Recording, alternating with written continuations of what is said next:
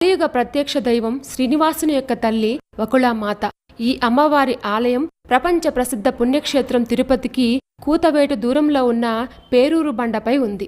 గత జన్మలో కృష్ణుడు పెంపుడు తల్లి అయిన యశోదాదేవే ఈ వకుళాదేవి. శ్రీనివాసుడు తన బిడ్డగా కావాలని ఎంతో ఆసక్తిగా ఎదురుచూసింది. చిన్నప్పటినుంచి పెంచి పెద్ద చేసిన తాను శ్రీకృష్ణుడి యొక్క వివాహాన్ని స్వయంగా చేసి సంతోషించే భాగ్యానికి నోచుకోలేదు కదా అని చింతిస్తున్న యశోదామాత మనసును తెలుసుకున్న శ్రీకృష్ణ పరమాత్మ, అమ్మా, నీవు ఏమాత్రం చింతించవలసిన పనిలేదని భరోసా ఇచ్చారు.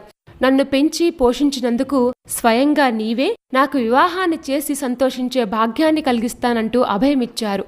కాని అది ద్వాపరయుగంలో కాదు, తర్వాత వచ్చే కలియుగంలో అని వరమిచ్చారు శ్రీకృష్ణ పరమాత్మ. శ్రీకృష్ణుడు ఇచ్చిన వరంతో కలియుగంలో యశోదాదేవి వకుళామాతగా వెంకటాచల శిఖరాలపై యోగినిగా తపస్సు ఆచరిస్తుండగా శ్రీవారు ప్రత్యక్షమయ్యారు. అలా